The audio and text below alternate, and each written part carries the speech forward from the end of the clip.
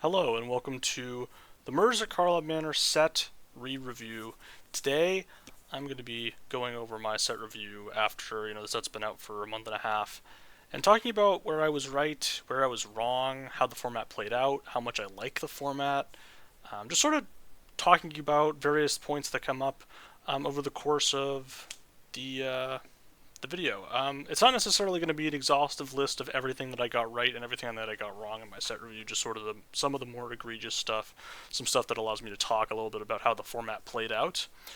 And we're just going to get started with some of the cards I got right. And the first card that I want to talk about getting right is actually a class of cards, specifically the black removal in this set. Murder, of course, highlights this the best.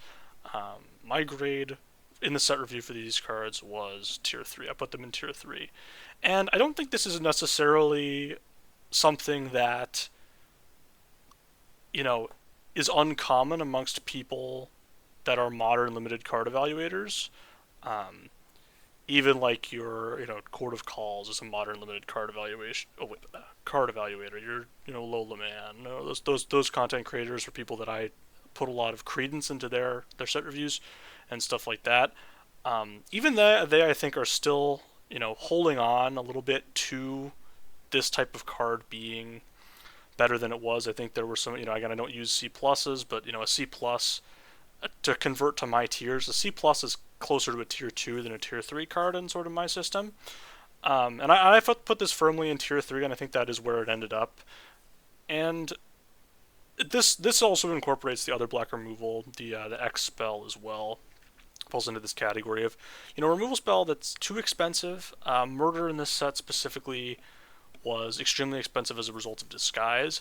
I do think Murder is still a fine card. This is not to say that Murder is not a playable card or not even a below average card, because I don't think, I've rated it as basically being exactly average, and the consensus is that it is an above average card, and I think we're slowly coming, people are slowly coming around to it just being average. A lot of the reason for that is that the best creatures at common are generating multiple bodies or multiple permanents, meaning that a removal spell like Murder just gets worse because you can't deal with the best cards anymore. It used to be like Murder, they're 4/4, and you were dealing with like one of the better cards that they were going to play. But a 4/4 isn't really how they do it anymore. They'll do like 2/2/2s or a 3/3 and a 1/1, and then the Murder's not so good.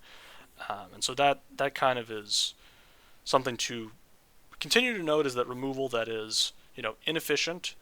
Murder is double pipped as well, is something inefficient, double pipped, all those sort of like little things to start adding up with Murder. Where it used to not matter so much, but now is starting to the the knocks against it just keep getting a little bit more relevant every step that they print, and I got this one right. Another one that I got right, another one that again, like a lot of people, write about, is Novice Inspector. Now, this is a functional reprint of Thraben Inspector, which was the best common. We saw Thraben Inspector come to Arena in Shadows of Innistrad Remastered earlier last year, and it was the best common in that set. It was one of the best commons, of that year.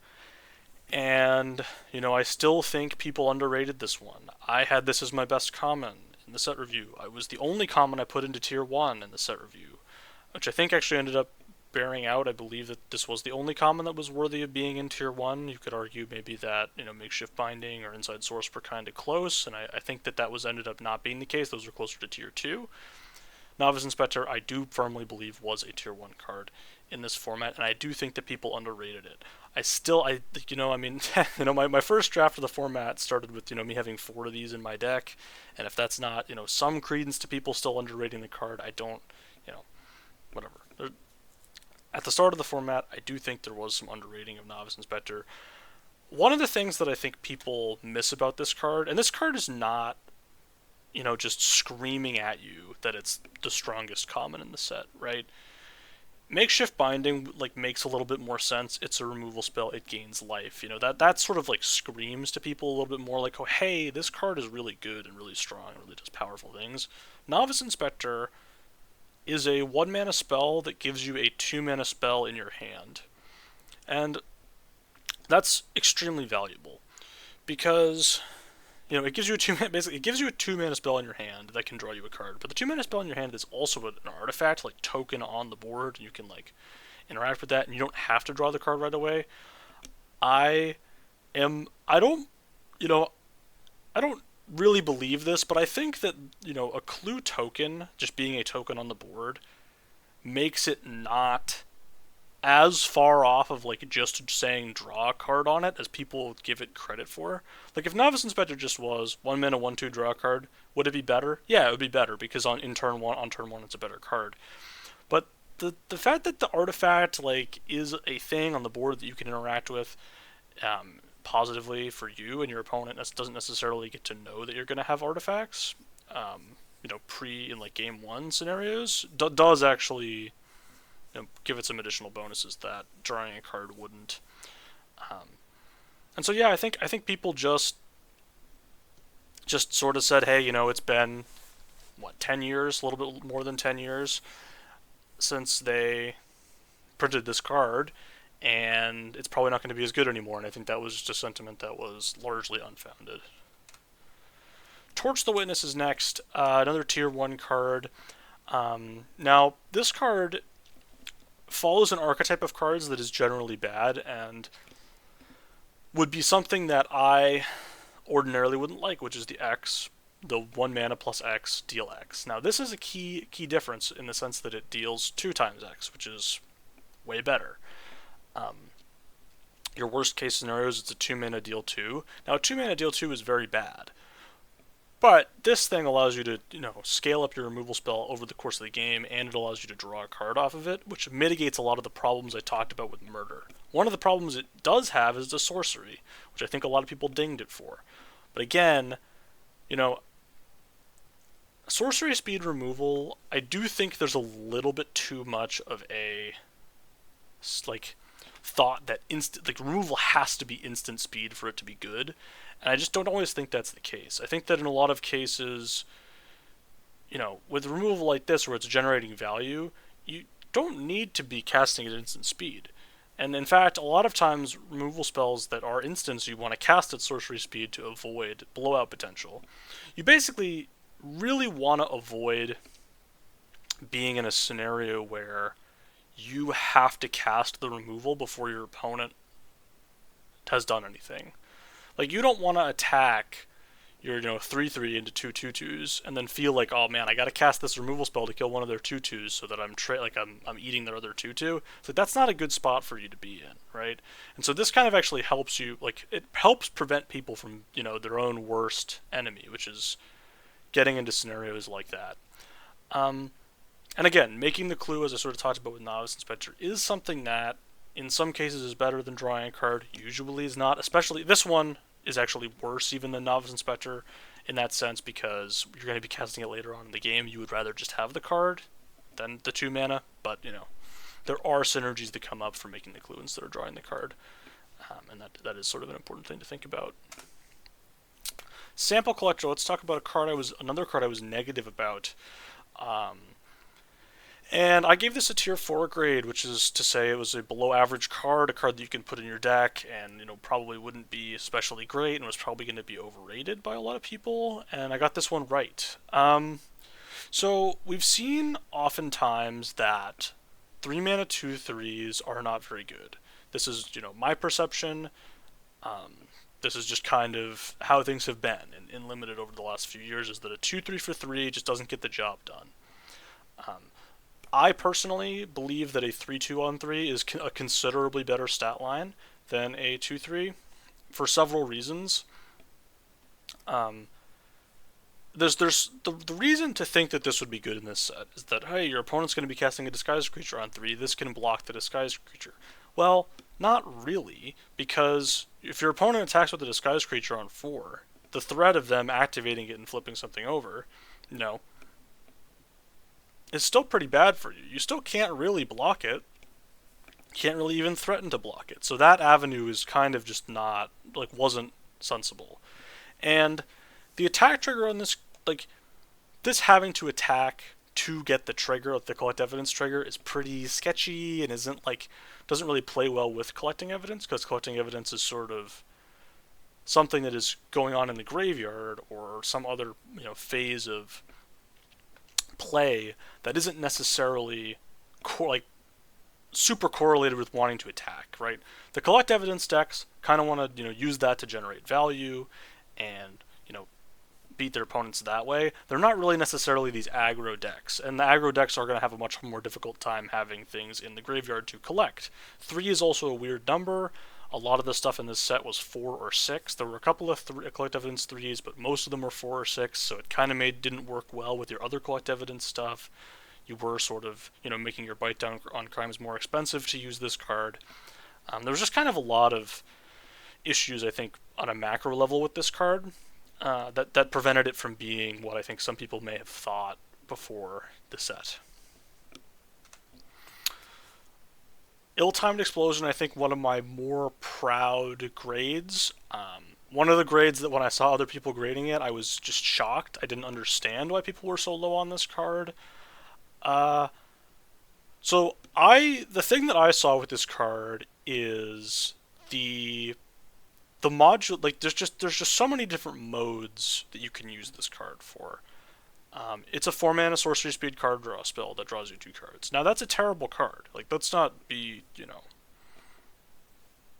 incorrect about things. We all know that would be a bad card, but I think the fact that the Wrath part of the card is so modular, and we saw this with the White Wrath from LCI that lets you keep you got to choose a 2-power creature to stay on each side of the battlefield, and this kind of does a similar thing where it's like sometimes you'll have a 4/4 and your opponent will have like 3 2/2s, and you'll be like, oh, I can just discard a 2-mana spell and then I wipe their board. Now it doesn't come up very often, and most of the time you're going to be like, well, got to discard like my 5-drop to kill their board, and I discard a land, and it's like, okay, so for 4 mana I got, let's just say your opponent has 3 creatures on board. That's sort of a normal number of creatures to be on board when you cast this, like an average case scenario. You draw 2 cards, you discard 2 cards. It's very likely that one of the cards that you're discarding is a land. So you're discarding a land, and you are discarding a spell that costs 3 or 4 most of the time. So your hand at this stage is probably something like, I don't know, 2 impactful spells in a land or something like that. And then your opponent's probably just sitting there with like two cards that could be lands, they could be spells, whatever. And you're in an excellent position at that point. And that's sort of like a good way of conceptualizing what sort of a somewhat average case scenario for this card looks like. There are obviously like extremely high upsides, and some downsides too.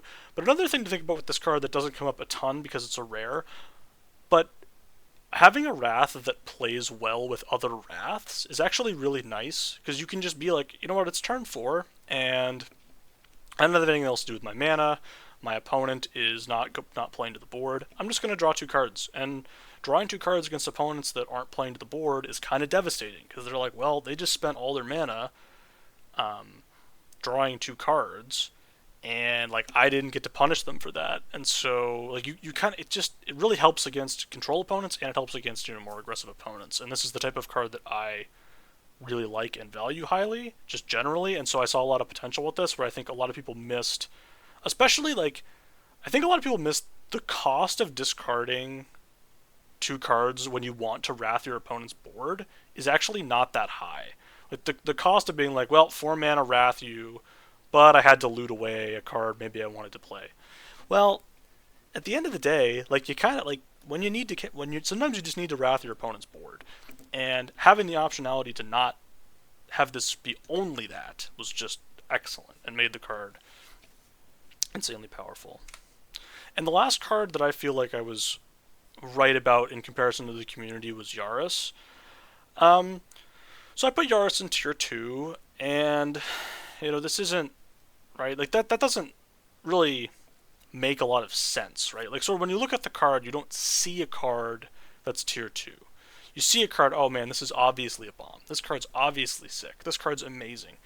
And I was critical. I was critical of this card. I was critical a lot of the 4/4s in this format that just came down and didn't do anything on ETB. I was overcritical of the green-white one that was the Trostani, right? I think it's the green-white one that does this. This is similar as a 4/4 for 3. I was overcritical of that one and put that in tier 2. It was a little bit low. But this one I got right for sort of that same logic of saying, hey, like, if I play this on turn 4, my opponent's going to have removal spells in their deck. And, like, removal is good. They don't print unplayable removal anymore. It's not a cost for you to have removal in your deck. It's generally actively good.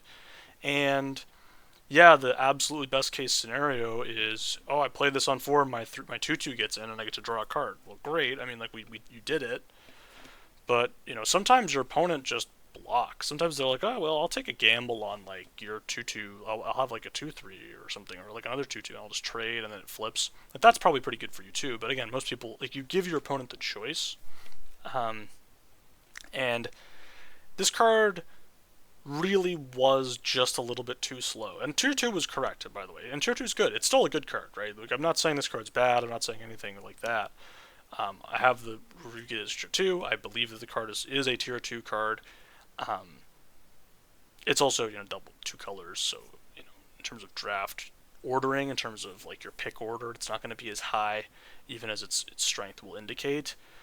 But, yeah, certainly not a busted rare by any stretch of the imagination. Very beatable card.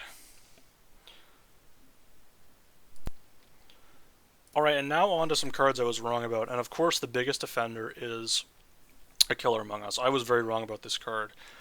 So in my start review, I put this in tier 4, and it actually was a tier 1 card. To sort of put myself back in the mindset of when I was grading this card, I think really what I was seeing was, okay, I'm paying 5 mana for 3 1/1s up front, and in a lot of recent sets, I think that would have been a lot worse than it was in this set, for a couple of reasons. In Wilds of Eldraine, there was a lot of X1 hate in that format, so I'm sort of like, I'm still like, you have to, readjust to modern society after each set. You have to kind of return your baseline to 0, and maybe I haven't done that as well.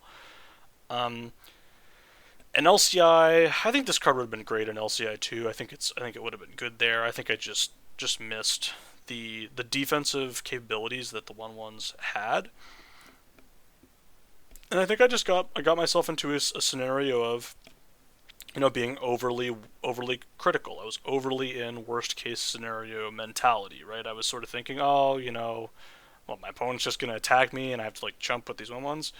No, and the format is actually, your opponent, the sicko curve outs of your opponent going like 2-drop, 3-drop, 4-drop, smash you for like 10, just, contrary to what some individuals will tell you, really wasn't something that happened a lot in this format. Yeah, it's going to happen sometimes, but I don't think there was anywhere outside of the range of relative normalcy in terms of how many times in the format it was like, well, I literally did nothing and just died on turn 5. That didn't happen that often.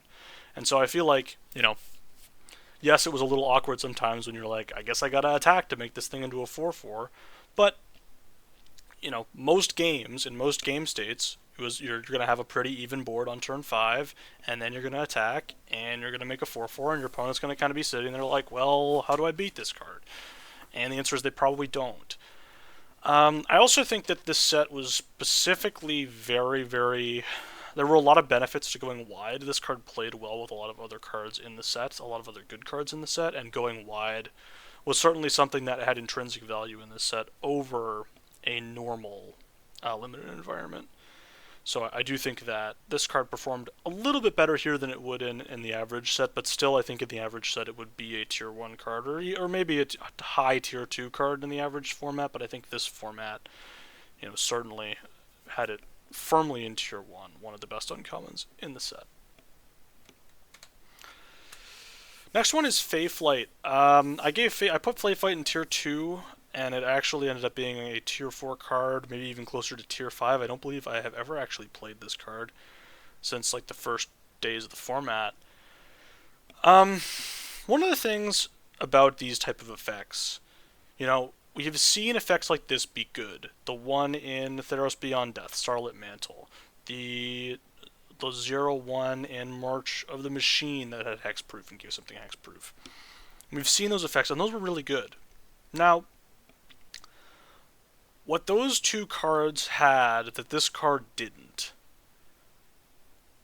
was a couple of things. One of the things that they had was that they gave a toughness bonus. So you could use them in combat as well as to protect your creature from a, you know, instant speed removal spell. And so that is actually, I think, a really key component of these type of cards to notice in the future, is that that +0 actually matters a lot. If this had been +1/+1, I actually think it would have been considerably better. Just because, sometimes when your opponent's tapped out, you want to it would be great to be able to use this card and say, well, I'm going to use my 2/2, I'm going to eat your 2/2, I'm going to have a 3/3 flyer, and then I'm just going to start going to work. Like, now you have to remove this thing. Like, I ate your thing, I made a bigger threat. And this not having the ability to do that, actually, I think, like, cost it a lot. Like, it was significantly worse. And I think that's something to keep an eye out for going forward. And that's just sort of my thesis on this. Another thing that I noticed, I think in the context of this set specifically, was that a lot of the creatures were small. It was a small creature format, partially because of disguise, and partially because, to make disguise feasible, they had to make the creature smaller, or else playing a 2/2 on 3 would be terrible. And this card doesn't play well with small creatures because, let's go, you saved your 1/1, congratulations, right? It's like, whatever.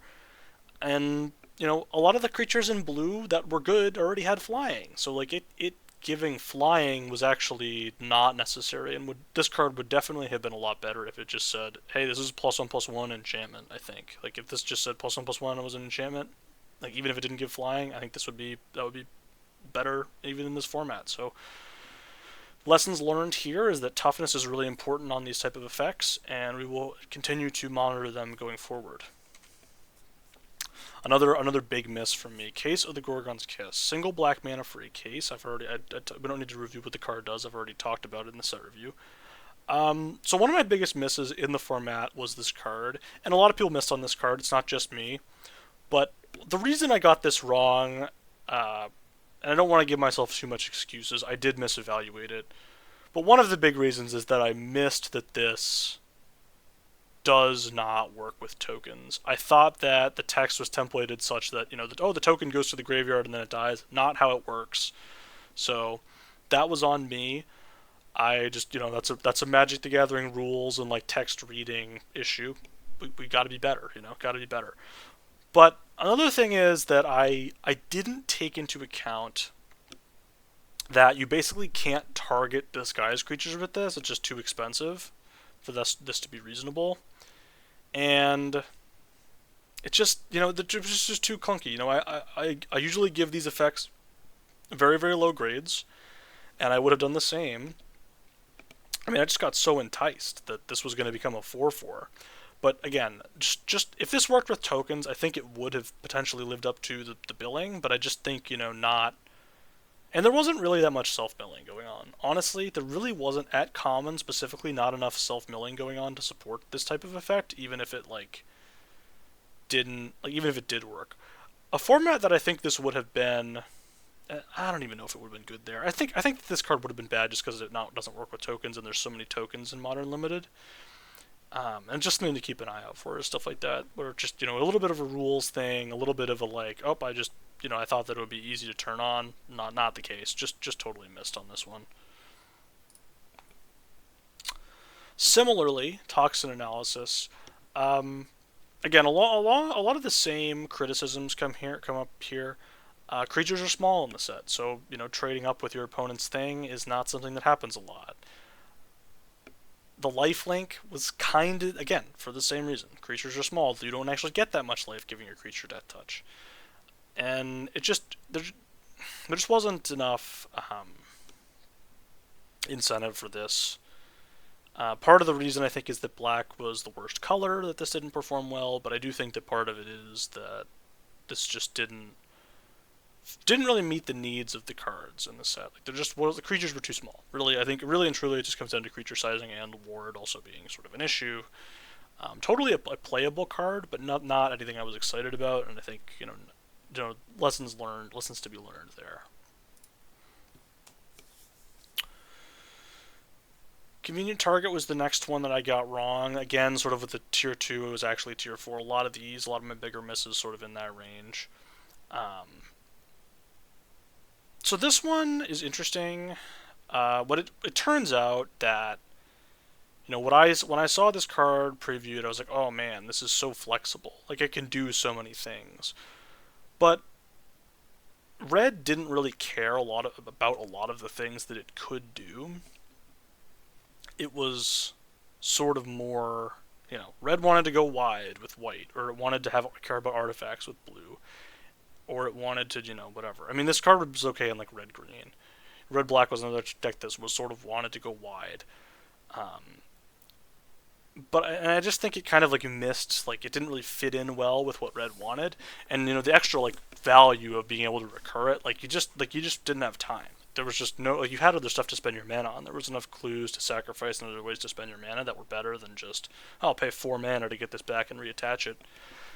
Just wasn't so great. And the effect, there wasn't enough discard in the set to get like the free value, and like you didn't really feel like you were even getting free value from doing that. It was just sort of like I was going, oh, I'm discarding this card that I probably wasn't going to cast anyways, and I'm not going to return to my hand. So yeah, it just kind of was a miss there. Just too low impact, I think, at the end of the day. One of my bigger misses next as well is Cornered Crook.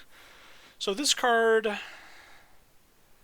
is a format context dependent card in the sense that, I just thought there was going to be enough artifacts. I was like, oh, you're going to have tons of artifacts. You're always going to want to. 5 mana, 5/4 that sacrifices an artifact to deal 3 to something. Oh my god, how does it ever lose? And in some decks, it was that. Like, I had one deck, I think, 1 or 2 decks over the course of the format where I was like, wow, Cornered Crook is actually really good here. It lives up to my... It's even in those decks, it didn't live up to the hype, I'm going to be honest with you. It just turned out that, when you sacrifice a clue to deal 3 damage to something, you are essentially giving up a card. Like, you're not, or at least you're choosing not to go up a card, which is a cost. If there was, in a set where there was a more focused treasure-based theme instead of clue-based theme, I think this card would have been a lot better.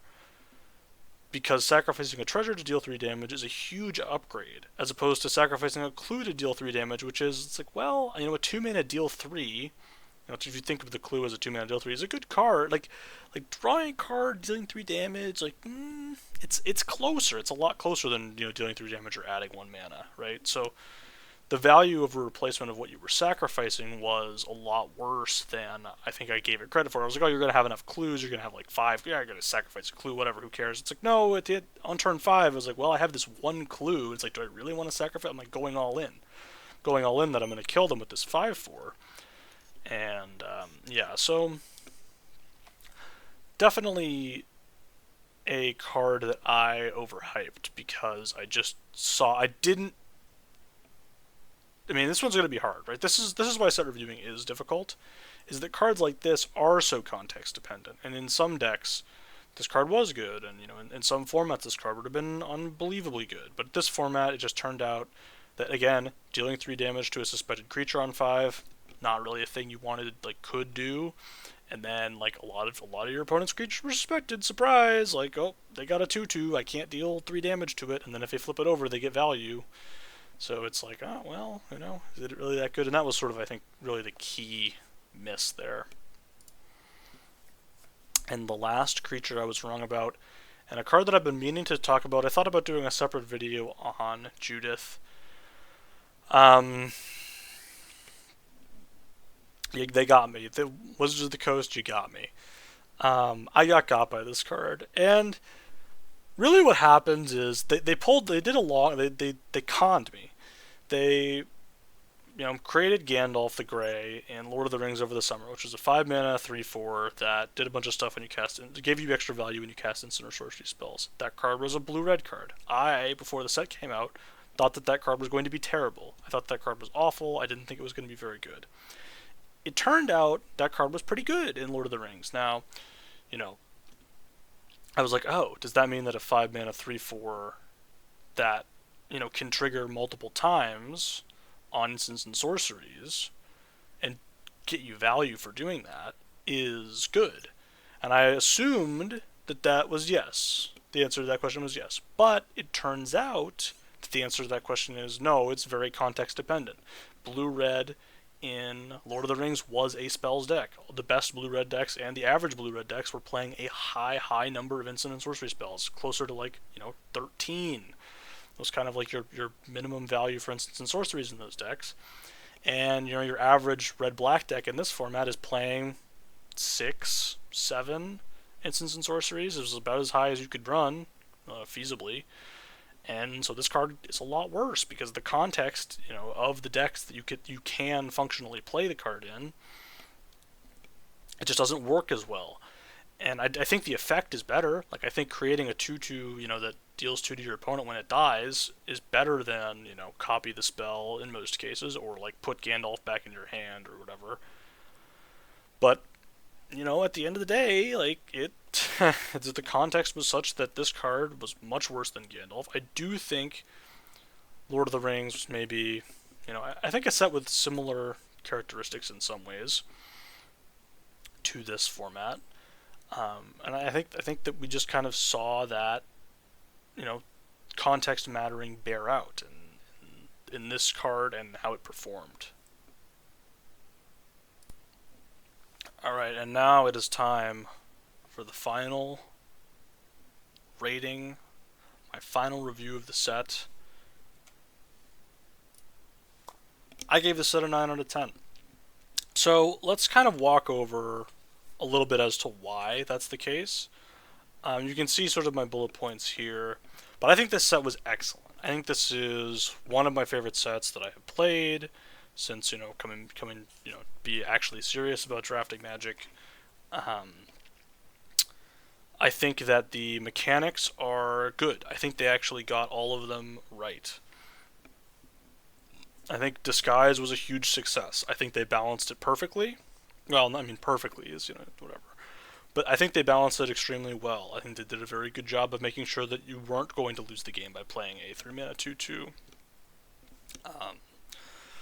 I think that they made every color draftable. I think that they made every color pair except for blue-black draftable. I think they, collect evidence is an interesting mechanic that, had some interesting build-arounds and Insidious Roots and Chalk Outline that, aren't necessarily my style of card, in the sense that I prefer to just kind of be a mid-range gamer, put good cards in my deck, 2-for-1s, all that stuff. Whatever.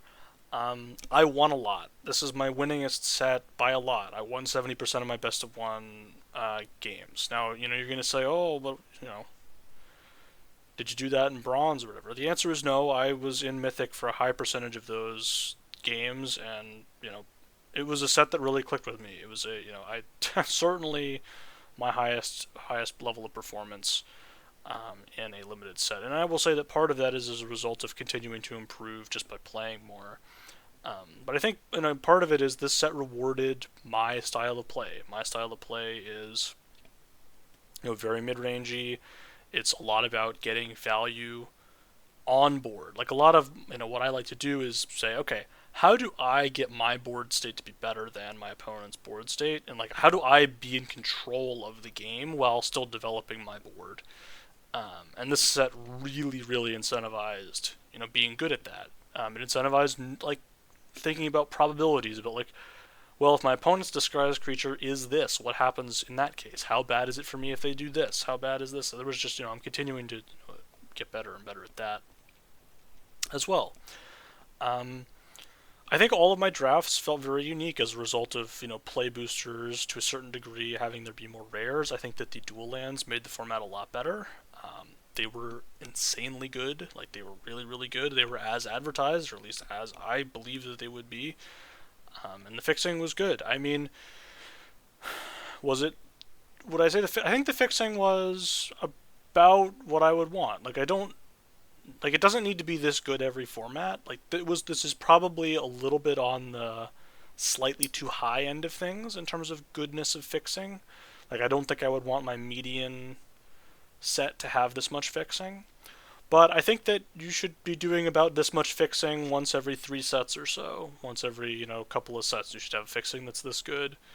Um, and then every so often it should be better than that, and every so often it should be like significantly worse. So I think it's good to have a balance in terms of fixing. But I think it is always good to have there be a way for players to cast um, spells, because it makes deck building more interesting. It makes the draft more interesting. It makes you get rewarded more for knowing how to draft well and with good fundamentals.